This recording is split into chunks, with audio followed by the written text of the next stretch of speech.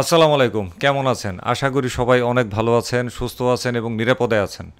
আমার ব্যবহৃত Bajaj Pulsar NS 160 single disc মোটরসাইকেলটা নিয়ে আজকে একটা এক্সপিরিয়েন্স বলবো। সেই এক্সপিরিয়েন্সটা হচ্ছে সেলফ স্টার্ট নিয়ে। গত 3 মাসে আমার মোটরসাইকেলের সেলফ স্টার্টার মোটরে 3বার প্রবলেম দিছে। 3বার। 3বার কী প্রবলেম হয়েছে? সেলফ স্টার্টারের মোটরের ভেতরে কার্বনের দুইটা স্প্রিং থাকে, দুইটা স্প্রিংই ভাঙে অথবা একটা স্প্রিং ভাঙে। স্প্রিংটা ভেঙে গেলে মোটর আর রোল হইতে পারে না, ঘুরতে পারে না। তো এখন 3 মাসে 3বার বা 4বার যাই বলি, কেন হয়েছে এরকম? আমি এটা নিয়ে এইবারে কঠিন একটা রিসার্চ করছি এবং এই রিসার্চের একটা সমাধানও বের করছি।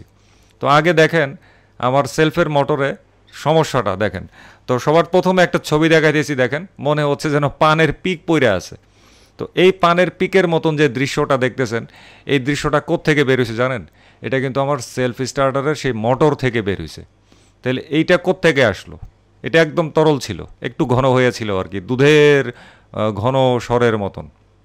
তো এখন এইটা আসছে হচ্ছে আমার সেলফ স্টার্টার মোটরের ভিতরে পানি প্রবেশ করছিল। এটা যখন আমাকে কারিগর নোটিস করছে এবং আমিও যখন দেখছি, মোটামুটি অনুমান করছি, তখন তো আমি রীতিমতন মানে মাথা ঘুরতেছিল যে কী রে ভাই, সেলফ স্টার্টারের মোটরের ভিতরে পানি ঢুকে কেমনে?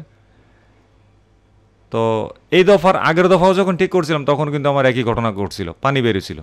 তখন অত একটা মাথায় লাগাই নাই, কিন্তু এইবার মাথায় খুব ভালোভাবে এটা ঢুকাইছি, যেহেতু এর আগের বারও এরকম হয়েছিল।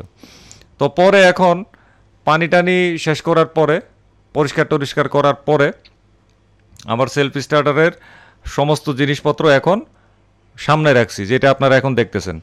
তারপরে করছি কি, এই যে পানি, পানি যে এটারে কতটা ক্ষতি করছে দেখেন।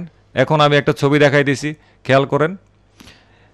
দেখছেন এটার ইয়ার ভেতরের অবস্থাটা একদম পুরো মরিচা পইরা মানে বরবাদ হয়ে গেছে। এটা কিন্তু মানে এটা কিন্তু আমার বাইকের একদম সাতেরটা নষ্ট হয়ে গেছিল। এটা বদলাইছিলাম আনুমানিক আজ থেকে ধরেন 10,000 কিলোমিটার আগে। তো মাত্র 10,000 কিলোমিটারে মরিচা পইরা দেখেন এই পার্টটার কী অবস্থা, সেলফ স্টার্টার মোটরের ভিতরেতে যেটা থাকে। চিন্তা করছেন ওই পানিতে এই জিনিসটারে কী করছে, মরিচা পরে একদম পুরা নষ্ট করে ফেলছে। এরপরে দেখেন আরেকটা জিনিস দেখাই, সেটা হচ্ছে মোটরের চেহারাটা। এই দেখেন মোটরের চেহারাটা, দেখছেন মোটরের চেহারাটা পর্যন্ত নষ্ট হয়ে গেছে এই পানির কারণে। তারপরে আরেকটা জিনিস দেখাই, দেখেন কার্বন। কেউ কেউ বলতে পারেন যে ভাই হয়তো আপনার কার্বন চলে গেছিলো বা এসে, না দেখেন এই যে এই কার্বন দুইটাই কিন্তু আমার সেলফ স্টার্টের মোটর থেকে বের হয়েছে। কার্বনগুলো কিন্তু একদম পুরাপুরি ঠিক আছে, হ্যাঁ, কার্বনের কোনো সমস্যা হয় নাই। জাস্ট আমি কি করতাম, সেলফ যখন দিতাম তখন কত কত করে খালি একটা শব্দ হইতো।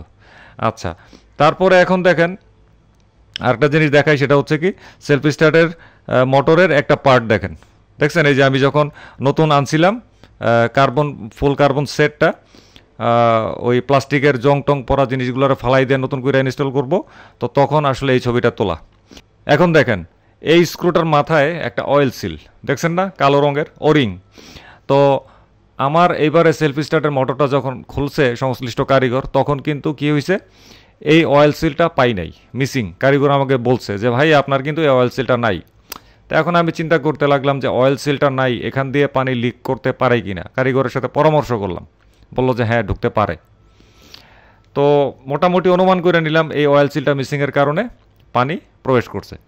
এরপরে করলাম কি, যে সেলফ স্টার্টের মোটরের মোট পার্ট তো হচ্ছে 3টা। একটা হচ্ছে ডান পাশে, এটার আলাদা খোলা যায়, একটা হচ্ছে বাম পাশে, এটারও আলাদা খোলা যায়, আর মাঝখানে থাকে একটা পাইপের মতন গোল। তো এই যে 3টা পার্ট একসাথে যখন ফিটিং হয়, তো এই যে 2টা জোড়া থাকে, ডানে একটা বায়ে একটা, এই জোড়ার মধ্য দিয়েও কিন্তু কী হইতে পারে, পানি লিক করতে পারে। কেন বলছি কথাটা, কারণ সেলফ স্টার্টের মোটরটার বয়স হয়েছে। এটা মানে বাইক তো বিভিন্ন রাস্তায় যখন চালায় ঝাঁকুনি টাকুনি খায়, ঝাঁকুনি খেয়ে এটা ফলস হইতে পারে, আর মোটরটার বয়স তো কম না।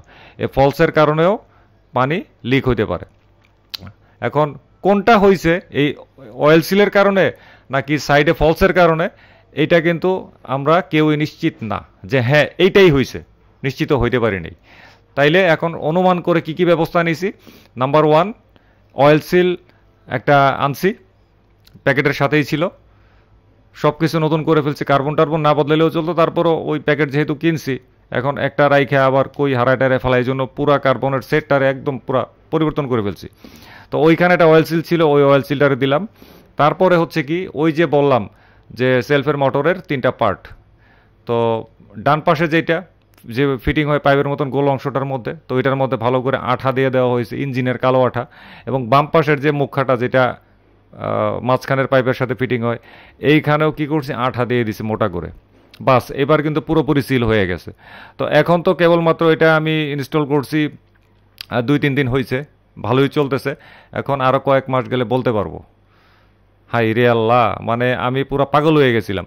তো যাদের সেলফ স্টার্টার মোটরে মানে দেখবেন যে সেলফ চাপ দিলে কটকট করে শব্দ হয়, মানে সেলফ নিতে চায় না, সেলফ মোটর চাপ দিবেন কট কট করে একটা সাউন্ড হবে, মানে সেলফ রেসপন্স করতেছে কিন্তু সেলফটা উঠতেছে না।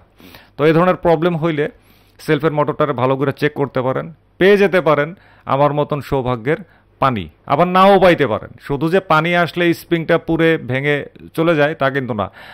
আরেকটা জিনিস দেখেন, সেটা হচ্ছে স্প্রিংটা দেখছেন, এই স্প্রিং হয় দুইটাই মানে ভাঙ্গা যায় পুইরা যায়, আর না হলে একটা ভাঙ্গা যায় পুইরা যায়। এখন এই দুইটাই ঠিক থাকতে হবে, একটার সমস্যা হইলেই আপনার টোটালি সেলফ স্টার্টারে ইয়েতেই মোটরেই প্রবলেম করবে, সেলফ নিবে না।